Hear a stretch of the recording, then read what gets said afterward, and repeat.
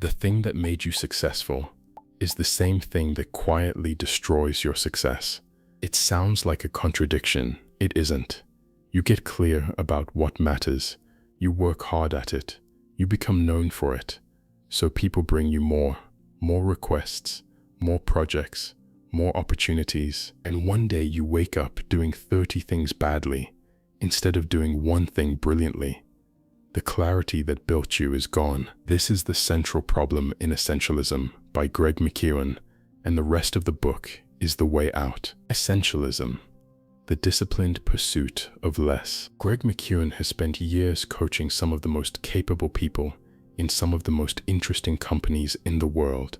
CEOs, founders, executives at Apple, Google, Twitter, Microsoft, people at the very top of their fields. And what he kept seeing over and over was the same quiet tragedy.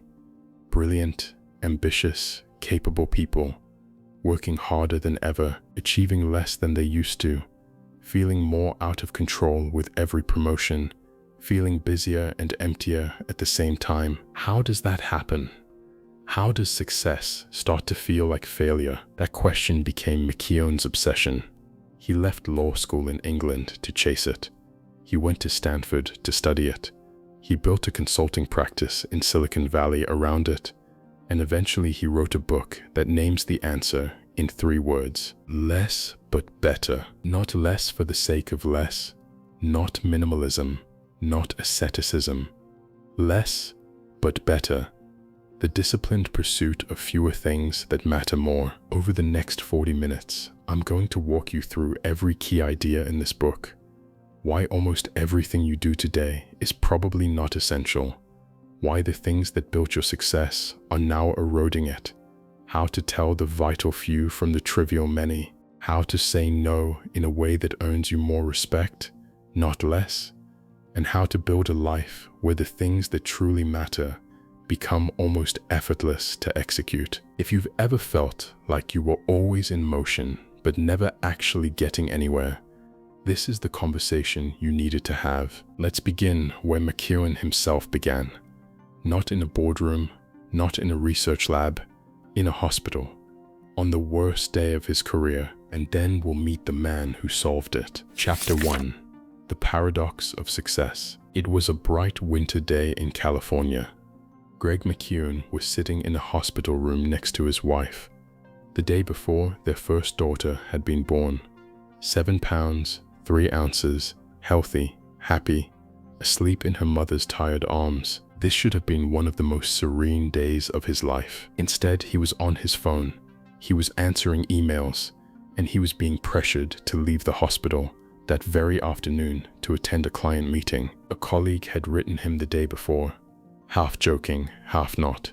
Friday between 1 and 2 would be a bad time to have a baby because I need you at this meeting. It was now Friday. Greg was pretty sure the email had been written in jest, but he still felt the pressure. Now you might think, surely no human being on earth would actually leave a wife and a newborn child for a client meeting. He did. He went. Years later, he would tell the story with deep shame, because the meeting, nothing came of it. Exactly nothing. The clients didn't even look pleased he was there. They looked at him the way he felt inside. What am I doing here? That moment cracked something open in him, and out of it came the one sentence that became the spine of his entire career. If you don't prioritize your life, someone else will. Let that sit for a second, because I want you to ask yourself something. How many times in the last week did you say yes to something? A meeting, an email, a favor, an event, and immediately regret it? How many times did you do something just because you felt you should? How many times did you say yes simply to avoid the discomfort of saying no? If you're like most ambitious people, the answer is a lot. And here's the strange part. The more successful you are, the more it happens. Why? McKeown calls it the paradox of success. And once you see it, you can't unsee it. It moves in 4 predictable phases. Phase 1. You have clarity of purpose. You know what matters to you. You focus on it. And that focus is what leads you to succeed in the first place. Phase 2. Because you succeeded, you gain a reputation. You become a go-to person. People know that if they hand something to you, it gets done. Doors start opening. Invitations show up in your inbox. Opportunities flood in. Phase 3. Those opportunities, which sound like good news, are really just demands on your time and your energy. You say yes to more of them, and more, and more. You get spread thinner, and thinner, and thinner. Phase 4. You're so scattered that you're now distracted from the very thing that made you successful in the first place. The clarity is gone. You're working harder than you ever have, but somehow you're producing less of what actually matters. The pursuit of success became the catalyst for failure. McKeown has a beautiful image for what this feels like. He calls it making a millimeter of progress in a million directions. Picture that. You're sprinting. You're moving fast. You're definitely working. But you're moving outward in every direction at once. Net forward motion, almost zero. Now picture the opposite. The same amount of energy, the same person, the same hours in the day. But this time it all flows in one direction. You're not faster, you're not stronger. You just stopped wasting yourself in 1,000 different places. The result is enormous. Significant, meaningful progress in the things that actually matter. McKeown saw this pattern playing out everywhere. In the executives he coached, in the friends he respected, in himself. So he started asking a different question. Not how do we get more done, but who has actually figured out how to escape the paradox. One of the people he found was a Silicon Valley executive he calls Sam Elliott. The name has been changed to protect him. Sam was a capable, experienced operator. His company had just been acquired by a larger, more bureaucratic business, and he was trying to be a good citizen in the new system. So he said yes to everything, every meeting, every email chain, every conference call, every request that landed on his desk. You can probably guess what happened. His days became a blur.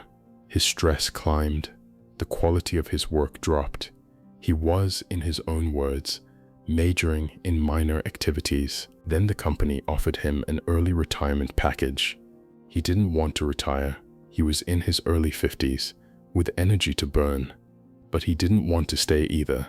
So he went to see an old mentor and laid it all out. And the mentor said something strange. Stay, but do what you would do as a consultant. And don't tell anyone. In other words, do only what you actually believe is essential. Ignore everything else, quietly, without announcing it. No big speech, no new title. Just stop saying yes. Sam tried it, tentatively at first. When a request came in, he'd put it through a soft filter. Can I actually fulfill this, given the time and resources I have? If the answer was no, he'd politely decline, and to his surprise, the world didn't end. People looked a little disappointed for a moment, and then they seemed to respect him more for being honest with them, so he pushed harder. He upgraded the filter. Is this the very most important thing I should be doing with my time right now? If he couldn't answer yes with conviction, he said no. He stopped attending meetings he wasn't contributing to. He stopped jumping into email threads. He stopped sitting through the weekly status calls. He stopped volunteering for last-minute presentations. Just because I was invited, he later told McKeown, didn't seem a good enough reason to attend. In the space he freed up, something extraordinary started happening. He could plan, he could think, he could anticipate problems before they exploded into crises. Instead of spinning his wheels trying to get everything done, he started getting the right things done. His performance reviews went up. His relationships with colleagues got better, not worse. And at the end of that year, he received one of the largest bonuses of his entire career. He had done less and achieved dramatically more. Here's what's worth pausing on. He didn't get a new role. He didn't change companies. He didn't quit and find his passion. He didn't move to Bali. He just gave himself permission to stop saying yes to things that didn't matter. That permission is what McKeown calls the way of the Essentialist. And the rest of this book, The rest of our conversation is about how to give that permission to yourself. So how does an essentialist actually think? What's going on inside their head that's different from everyone else? That's where we go next. Chapter 2, Essence, the core mindset of an essentialist. Before we get to what an essentialist does, we have to talk about what an essentialist thinks. Because essentialism, in McKeown's view, isn't a productivity hack. It isn't a calendar trick. It's not a new system for inbox zero. It's a different way of seeing the world. And there are 3 deeply entrenched assumptions you have to unlearn before any of this works.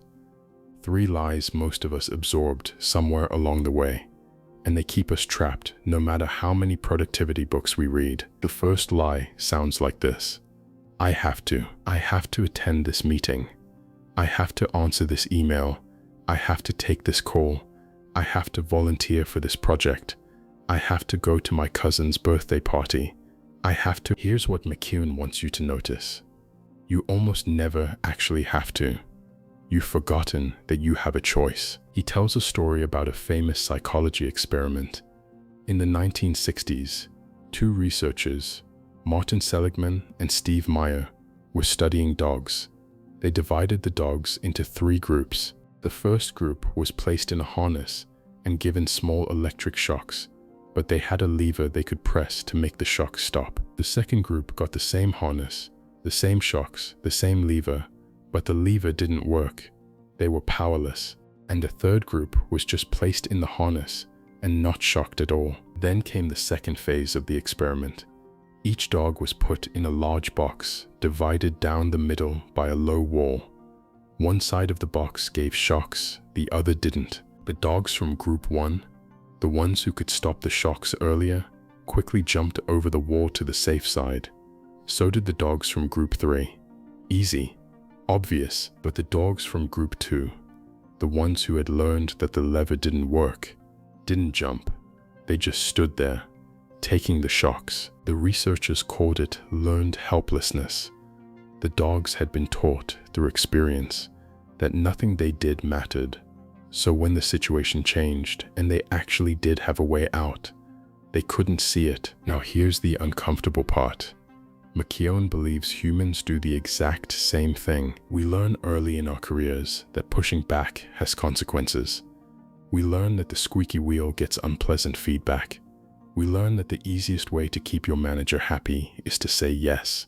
And then one day, even when we have a real choice, even when saying no would be totally reasonable, we don't see it as an option. But here's what McKeown wants you to understand. Your options can be taken away from you. Your circumstances can change. Your job can change. Your responsibilities can shift overnight. But your ability to choose how you respond, that cannot be taken from you. It can only be forgotten. So the first shift is from I have to I choose to. That single change in language is the door the essentialist walks through. Lie number 2. Everything is important. Now this one feels true, doesn't it? Every task on your list looks urgent. Every email feels like it needs an answer. Every project at work seems critical. Every option you're considering for the weekend has merit. But here is where McKeown brings out one of the most useful ideas in the entire book. It's a principle most people have heard of without ever really applying: the Pareto Principle. The idea, first observed in the 1790s, that roughly 20% of our efforts produce roughly 80% of our results. 20% in, 80% out. Most of what you do today will produce almost nothing of value. A small slice of what you do today will produce almost everything that matters. McKeown points to Warren Buffett to make this real. Buffett has famously said that his investment philosophy borders on lethargy. He makes very few investments. He keeps them for decades, and he has admitted in writing that 90% of his entire fortune came from just 10 investments. Think about that. The most successful investor in modern history, and 10 decisions made him rich. Sometimes Buffett says, what you don't do is just as important as what you do. Some researchers go further. They argue the relationship between effort and outcome isn't 20/80. It's not even linear. They call it a power law. Certain efforts produce exponentially more results than others. Nathan Myhrvold, the former chief technology officer at Microsoft, once told McKeown something that sounds crazy until you sit with it. He said the top software developers in the world aren't 10 times better than average. They're not 100 times better. They're not even 1,000 times better. They are 10,000 times more productive than the average developer. You can argue with the number, but the principle stands. Almost everything is worthless. A very few things are exceptionally valuable. The whole game is learning to tell the difference. So the second shift is from everything matters to almost nothing matters, and a few things matter enormously. And then comes line number 3, the hardest one to give up. I can do both. This is the trap of the successful person. You've been rewarded your whole life for being capable, for figuring it out, for squeezing in one more thing. So when 2 opportunities show up, your instinct is, I'll find a way to do both. McKeown tells the story of an airline that learned this lesson the hard way. Southwest Airlines. If I asked you to guess which company in the S&P 500 produced the largest return on investment between 1972 and 2002, what would you say? GE, IBM, Intel, Microsoft? None of them. The answer is Southwest Airlines. An airline in an industry famous for losing money outperformed every tech giant in America over 30 years. How? Because their founder, Herb Kelleher, made trade-offs, deliberate ones. He decided Southwest would only fly point to point, no hubs. They wouldn't serve meals, they wouldn't offer assigned seats, they wouldn't have a first class. Every one of those decisions made certain customers angry, but every one of them kept costs down, and every one of them kept the airline simple. Other airlines watched Southwest's profits climbing year after year and decided to copy them. Continental Airlines launched something called Continental Light. They lowered fares, they cut meals, they added more flights. They tried to compete with Southwest's model, but here's what they didn't do. They didn't actually choose. They kept their old, expensive, full-service airline running alongside their new budget airline. They tried to do both. Continental lost hundreds of millions of dollars. The strategy fell apart. The CEO was eventually fired. The Harvard professor Michael Porter has a name for this. He calls it the straddled strategy, trying to ride 2 horses at once, and it almost always ends the same way. You cannot have it all. You can have anything, but you cannot have everything. The Essentialist doesn't ask, how can I fit it all in? The Essentialist asks a much harder question, what trade-off am I willing to make? Every choice has a cost. Every yes is a no to something else. Every commitment closes off other commitments, and pretending otherwise, telling yourself you can do both, doesn't make the trade-off disappear. It just means someone else gets to make it for you. So the third shift is from I can do both to what problem do I actually want? Because that's all life really is. A series of trade-offs, not between good and bad. Most of the time, it's between good and better. And the Essentialist has trained themselves to choose better every single time. Chapter 3. Explore. Creating space to see what really matters. So you've accepted the 3 shifts. You choose. You believe almost nothing matters. You're willing to make trade-offs. Now what? Now comes the part most ambitious people get wrong. When McKeown was writing this book, he asked a senior vice president at a major global technology company a simple question. How many hours a week do you spend in meetings? The answer was 35. 35 hours. Almost a full work week, sitting in conference rooms, listening to presentations, watching slide decks, nodding politely. McKeown asked him, how many hours a month do you spend just thinking about your career, about your team, about where the organization should go next, about what's actually important? The executive paused and admitted he couldn't find a single hour. Here's what McKeown wants you to see. You cannot tell the vital few from the trivial many while you're sprinting. You cannot evaluate your priorities in between back-to-back meetings. You cannot discover what really matters by reading more emails. You need space, and in our world, space doesn't happen by accident, only by design. Bill Gates, at the absolute height of Microsoft's growth, when the company was conquering the world, did something almost no other CEO would have allowed himself. Twice a year, he would disappear for an entire week.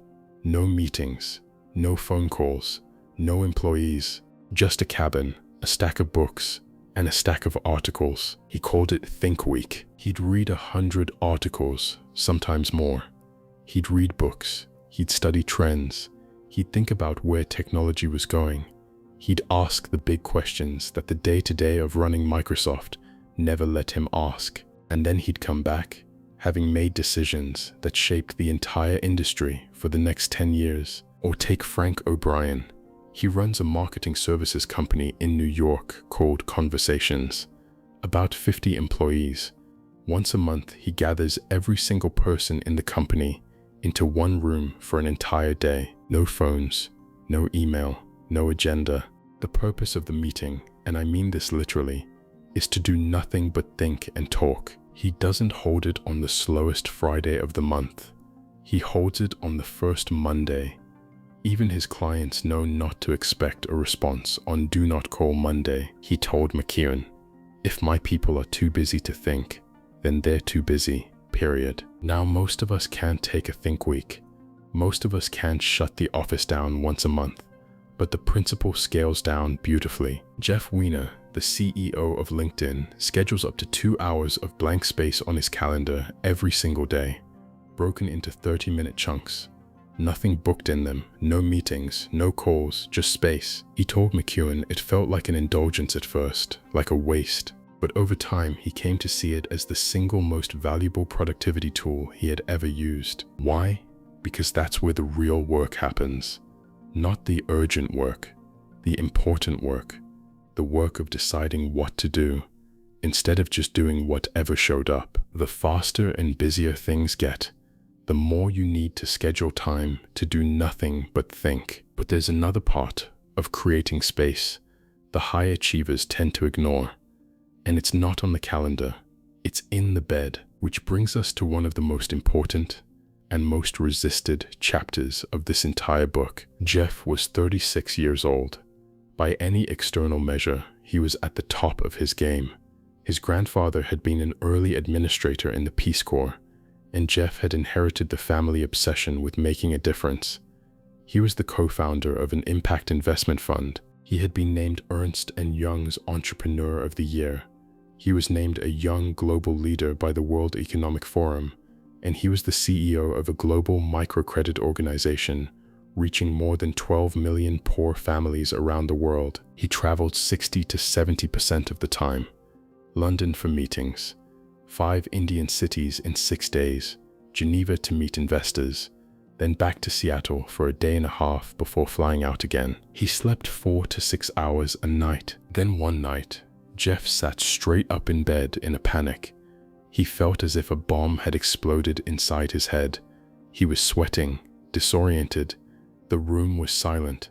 He thought maybe it was something he ate. The next night, it happened again. Then it started happening in the middle of the day. It was like an anxiety attack, but without any of the emotional anxiety, just the physical symptoms. Then his body started shutting down. Organ by organ, his heart rate became erratic. His blood pressure dropped so low he'd black out if he stood up too fast. It became painful to stand up straight. He had to blend his food because he couldn't digest it. He went to the emergency room twice, and the whole time he kept telling himself the same thing.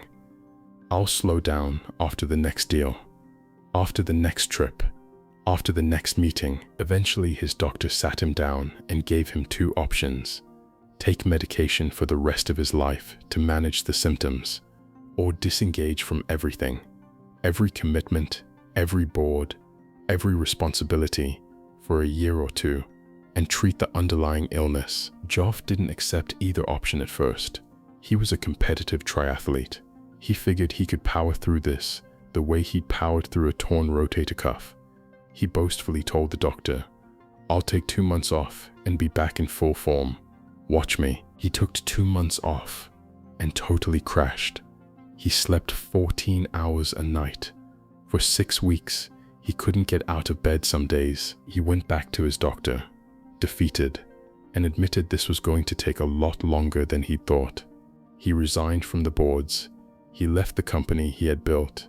He moved his family to the south of France for a year to recover, and in the long, quiet hours of that recovery, he came to the lesson that would change the rest of his life. 3 words, just 3. Protect the asset. You are the asset. Your mind, your body, your judgment, your energy, the instrument through which everything you care about gets done. If you underinvest in it, if you treat sleep as a weakness, if you treat rest as an indulgence, if you treat recovery as something for people less driven than you will eventually break the very thing you need to make your contribution. Now I know what some of you are thinking.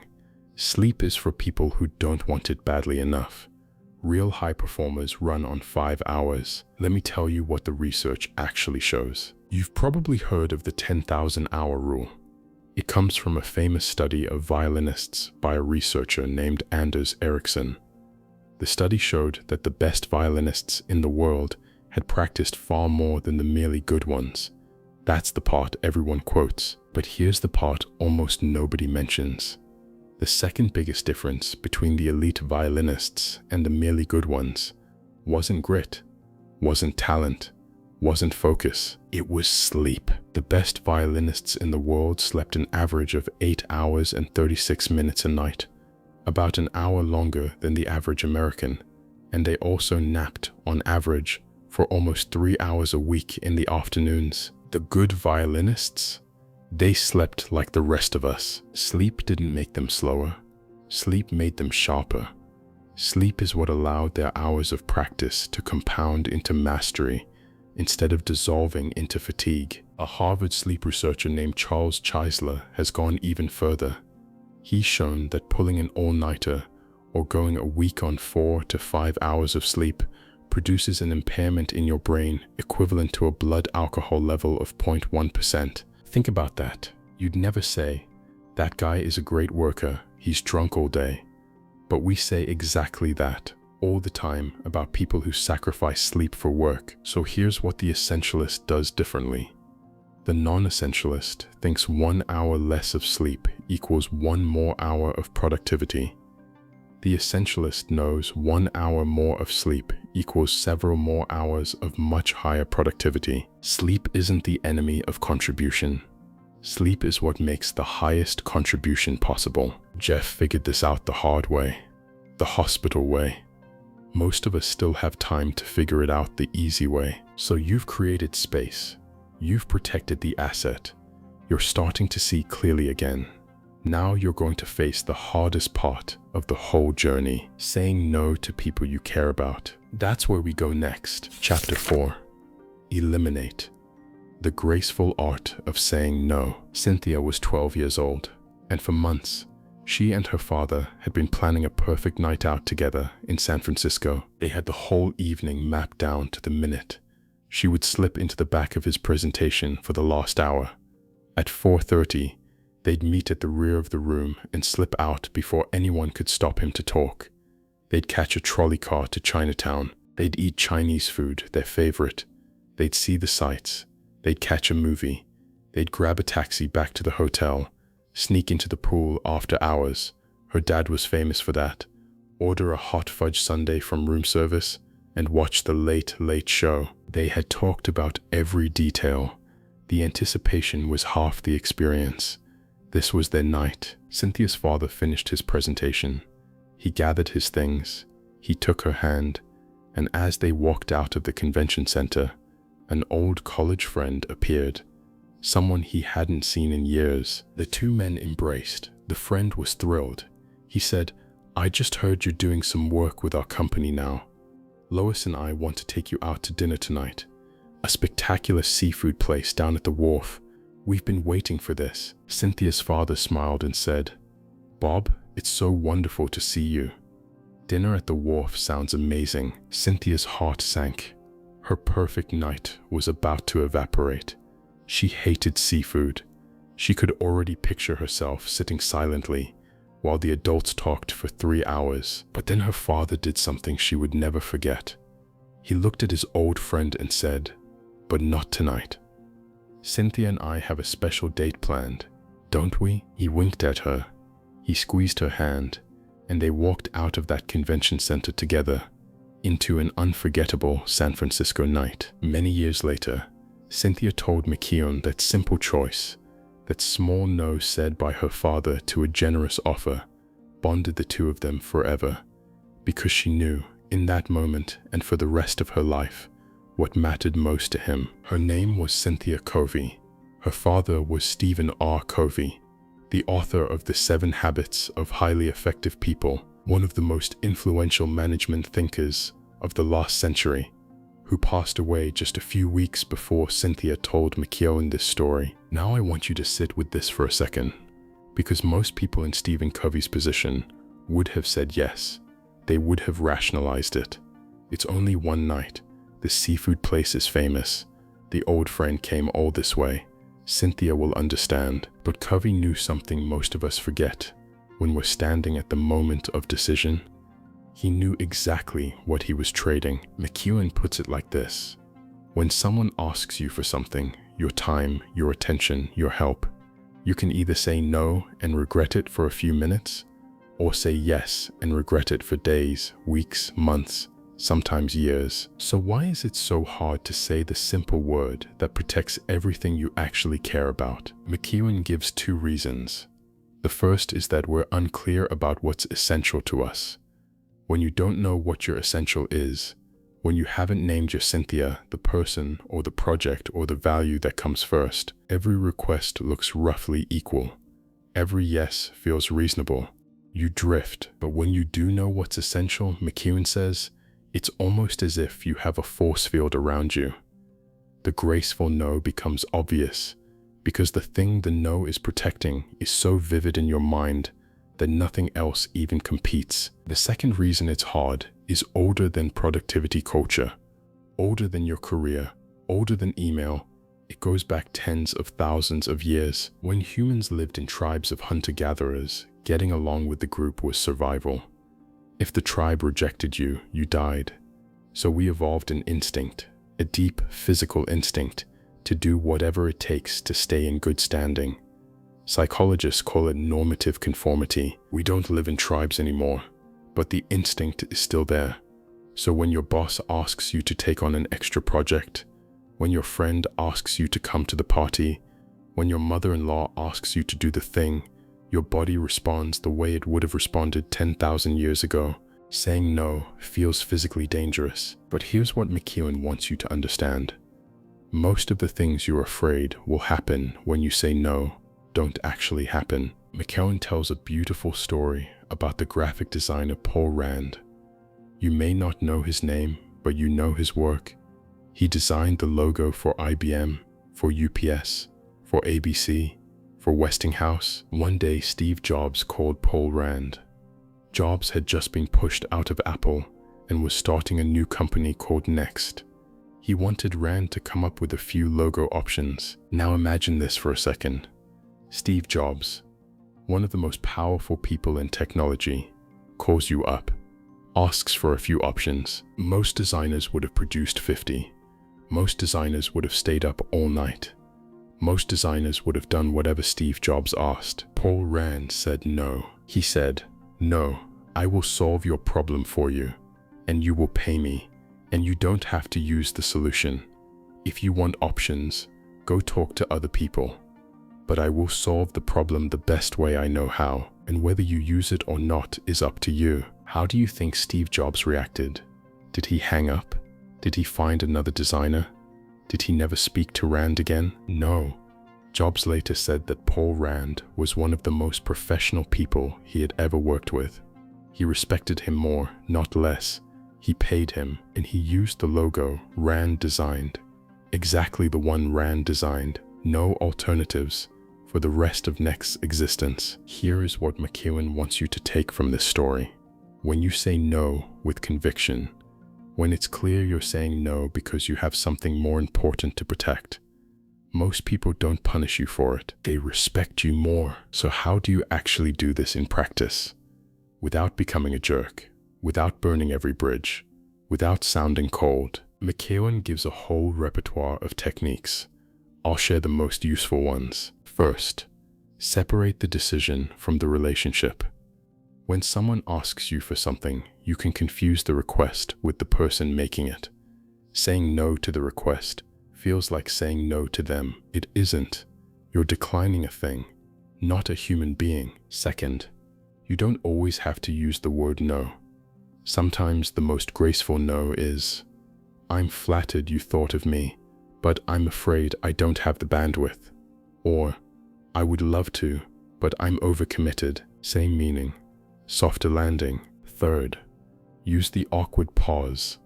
When someone asks you for something in person, your instinct is to fill the silence immediately with yes. Don't. Pause for 3 full seconds before you answer. You'll be amazed how often the other person fills the silence themselves and lets you off the hook. Fourth, the phrase, "Let me check my calendar and get back to you." This buys you time. It moves the decision out of the heat of the moment, where social pressure is highest, into the cool quiet of your own thinking, where good decisions actually get made. Fifth, and this one is for your boss specifically.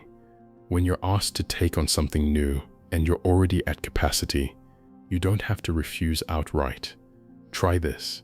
"Yes, I'm happy to make this the priority. Which of my current projects would you like me to set aside?" Force them to grapple with the trade-off you've been quietly absorbing on their behalf. McKeown knows a leader who received this exact response from one of his most productive employees. The leader looked at his organized, efficient, high-performing report. He decided the new project wasn't worth disrupting all of that. So he found someone else, less organized, to do it. The graceful no isn't a refusal, it's a renegotiation. One final piece of wisdom on this. Peter Drucker, arguably the greatest management thinker of the 20th century, was a master of the graceful no. When the psychologist Mihaly Csikszentmihalyi wrote to him requesting an interview for a book on creativity, Drucker wrote back something McKeown found so striking he quoted it word for word. Drucker wrote, "I am greatly honored by your kind letter. I have admired your work for many years, but I'm afraid I have to disappoint you. I cannot answer your questions. I am told I'm creative. I don't know what that means. I just keep on plodding. I hope you won't think me rude if I say that one of the secrets of productivity is to have a very big waste paper basket to take care of all invitations such as yours." He turned down a famous scholar, warmly, politely, with humor, and without a shred of guilt. Drucker believed people are effective because they say no, not because they say no to bad things. That part is easy. They're effective because they say no, gracefully, repeatedly, without apology, to good things. Because they know every good thing they say yes to is a great thing they're saying no to without realizing it. So you've created the space. You're protecting the asset. You're learning to say no. The trivial many are getting smaller. The vital few are coming into focus. Now comes the part most productivity books skip. Most productivity books are about how to push harder, how to grind, how to power through. McKeown's final move is the opposite. Once you know what's essential, your job isn't to push harder. Your job is to remove every obstacle in its way. Chapter 5. Execute. Making the essential almost effortless. Picture a small police precinct in Richmond, Canada. About a decade ago, this precinct was facing the same problem every police force everywhere faces. Crime, recidivism, young people cycling through the system, repeat offenders coming back again and again, no matter what they did. Their recidivism rate, the percentage of offenders who reoffended, was 60%, standard for a struggling community. The traditional response was the one you've heard 1,000 times. Get tougher, pass harsher laws, increase sentences, hire more officers, crack down, do more of what we're already doing, but with more force. But a new superintendent named Ward Clapham came in and asked a different question. Why is policing always reactive? Why are we always showing up after the bad thing has already happened? What if we used our energy differently? What if we started rewarding good behavior instead of just punishing bad? Out of that question came something Ward called positive tickets. The idea was simple, almost ridiculous on its face. Police officers would patrol the streets, and when they caught a young person doing something good, throwing trash in a bin, wearing a helmet while biking, getting to school on time, they would pull the kid over, not to give a warning, not to give a fine, to give a ticket, a real ticket, redeemable for free entry to the movies or an event at the local youth center. Things that kept the kids off the street and inside the community. Critics rolled their eyes. This is feel-good policing. This is naive. This will never work. 10 years later, Ward Clapham's precinct had cut its recidivism rate from 60% to 8%. From 60% to 8% through tickets for doing good. One of the most moving moments came when an officer pulled over a teenager who had just saved a young girl from being hit by a car. The officer gave him a positive ticket. He looked the kid in the eye and said, "You did a great thing today. You can make a difference." The boy went home and pinned the ticket to his wall. Weeks later, his foster mother asked when he was going to cash it in for the pizza or the bowling. He told her he never would. An adult had told him he could be somebody. That was worth more than free anything. Here is what McKeown wants you to take from this story. The way of the non-essentialist is to attack the big problem with a big effort, to go for the flashiest, most ambitious solution possible, to launch the dramatic initiative. The way of the essentialist is the opposite. Start small, reward progress, build momentum, then let the momentum do the work. Because progress, McKeown argues, is the most powerful motivator in human psychology. Not vision, not inspiration, not pep talks. Progress. Two Harvard researchers, Teresa Amabile and Stephen Kramer, once collected hundreds of thousands of anonymous diary entries from working professionals. They wanted to know what made people feel most engaged at work, what gave them their best days, what lit them up. The answer wasn't pay, it wasn't recognition, it wasn't the size of the project, it wasn't the inspirational manager. It was small wins, visible, daily progress on something that mattered, which is why so many ambitious projects die. We go too big, too fast, we don't see progress for months, the dopamine never arrives, and we quit. McKeown gives a small, beautiful example from his own life. He and his wife noticed that their kids were spending too much time on screens. Their attempts to cut it down were met with friction, whining, negotiation, bargaining at every turn. So instead of fighting it, they built a system. Each child got 10 tokens at the start of the week. Each token could be traded in for 30 minutes of screen time, or for 50 cents in cash. The kids could choose, read a book for 30 minutes, earn an extra token. What happened? Overnight, screen time dropped by 90%. Reading went up by the same amount. The fighting almost completely stopped, because the parents were no longer the enforcers. The system was. The kids were making the trade-offs themselves. That is what McKeown means by effortless execution. Not no effort at all, but effort spent designing the system once, so the system does the work forever. Pixar understands this at the deepest possible level. When most studios make a movie, they start with a script. They write it, they polish it, they argue about it, then they shoot it, then they realize it doesn't work, and by then they've spent $100 million. Pixar doesn't do that. Pixar starts with storyboards, hand-drawn comic book versions of the movie. They test the storyboards, they show them to small groups, they get feedback, they throw out the parts that don't work, they redraw, they retest. hundreds of times, hundreds of small iterations, before a single frame of animation is rendered. John Lasseter, the chief creative officer of Pixar, once explained their philosophy in a sentence McKeown loves. He said, "We don't actually finish our films, we release them." That's the essentialist mind at work. Not perfection, progress. Small, cheap, fast iterations until the thing is good enough to share with the world. Then you ship. McKeown turns this into a personal practice he calls minimum viable progress. The idea is to ask yourself, what is the smallest amount of work I can do right now to move this forward? You have a big presentation coming up in 2 weeks. Most of us either ignore it until the night before, or we sit down and try to write the whole thing in one heroic 5-hour session. Both options are exhausting. The essentialist opens a document right now, spends 4 minutes, jots down 3 half-formed ideas, closes the document, done. Tomorrow, 4 more minutes. The day after, 4 more. By the time you sit down to actually write the presentation, half of it is already done, without ever feeling like you worked on it. McKeown also pushes you to build buffers into your life. Most of us live without margin. We schedule our days to 110% capacity.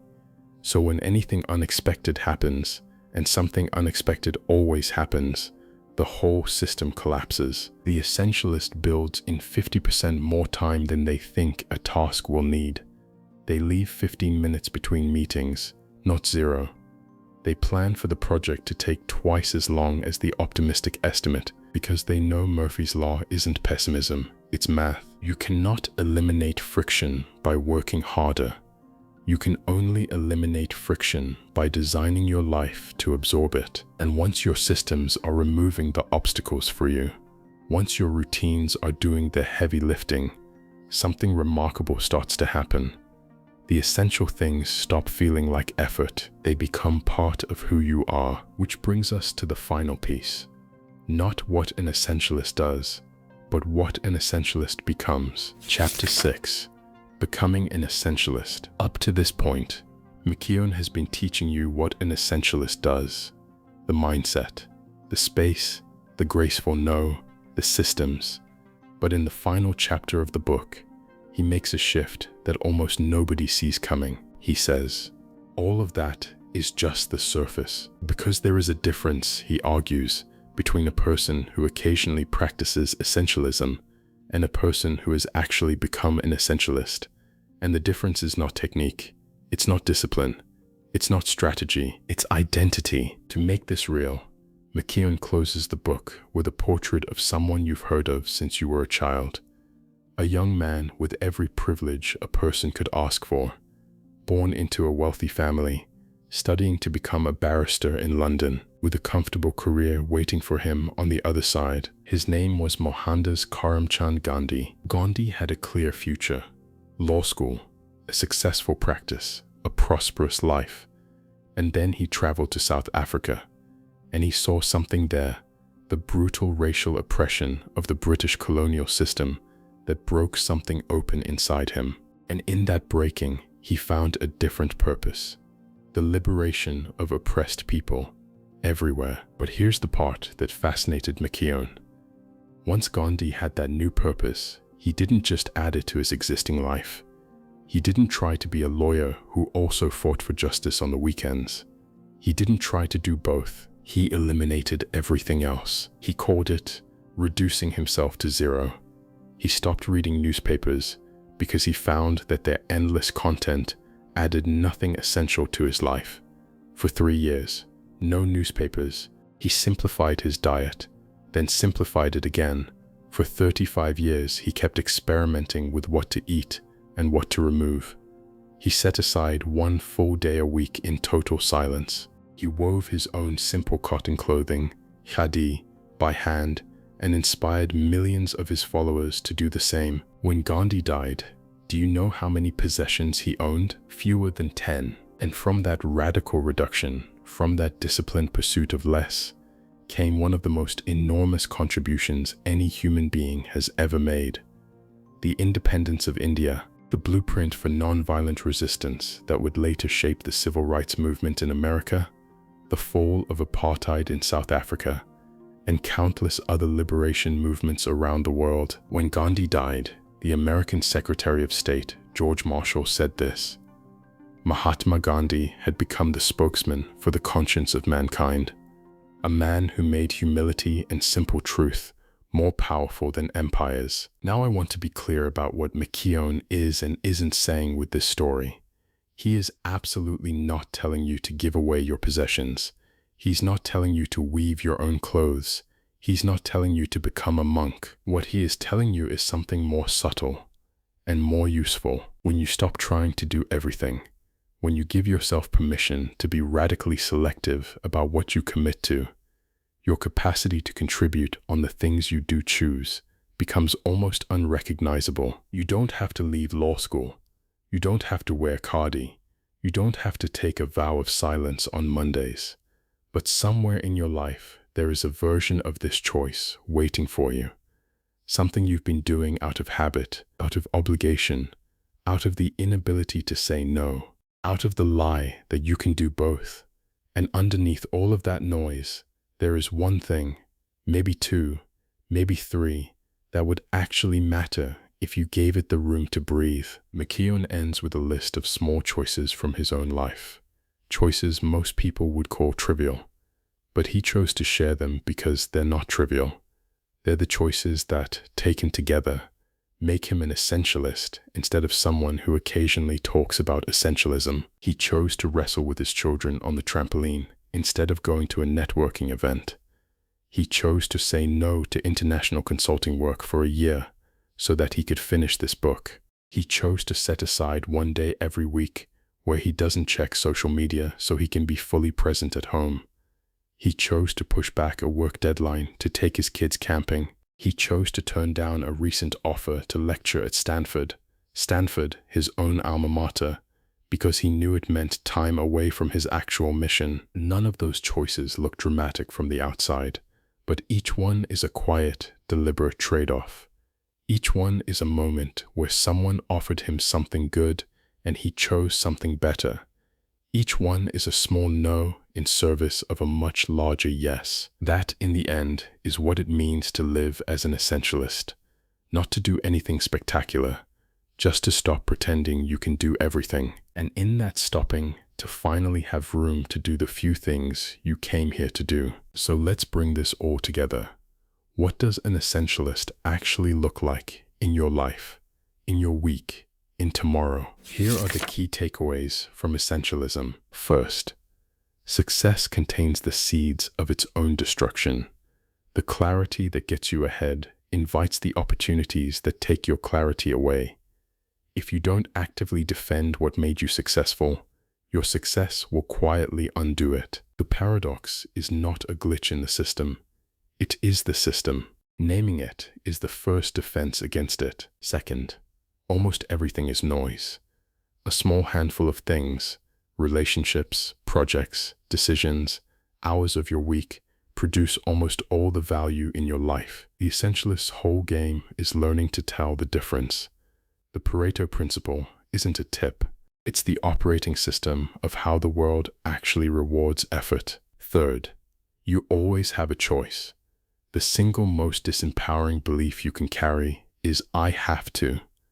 You may not be able to control your circumstances, but you can always control how you respond to them.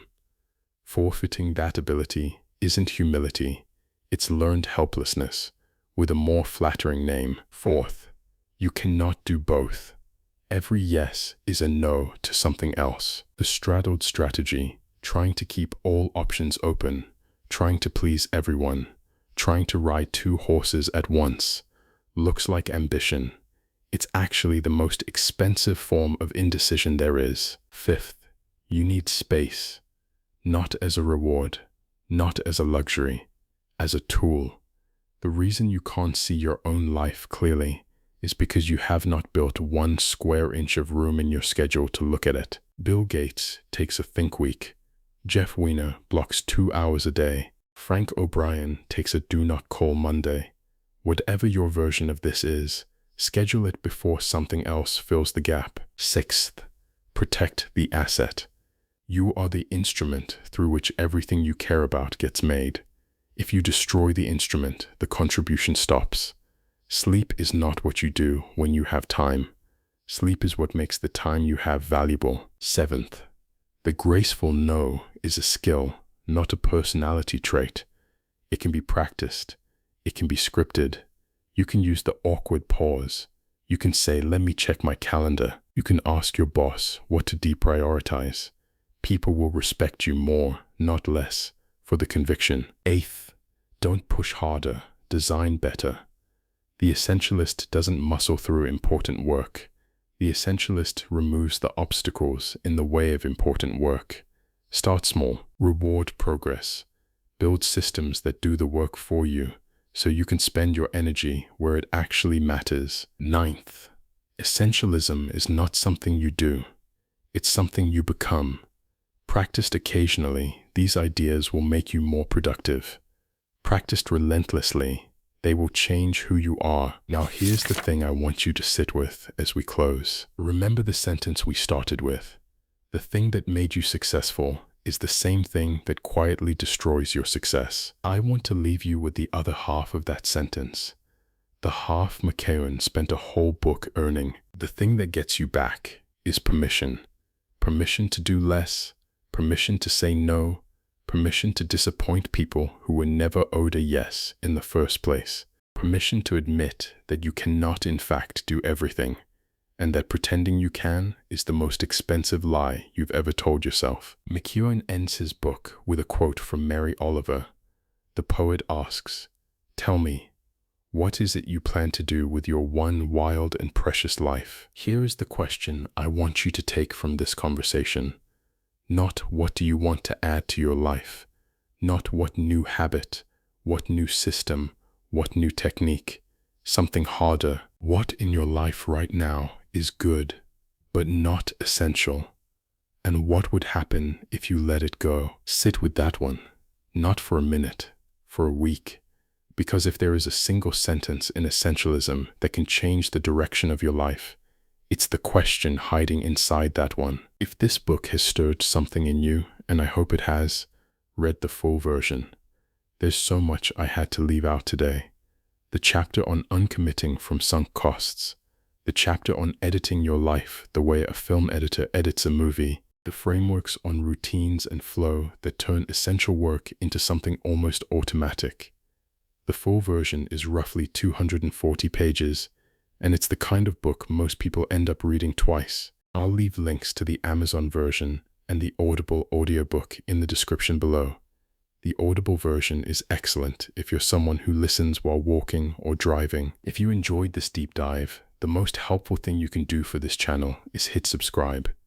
Every video is another book broken down the same way.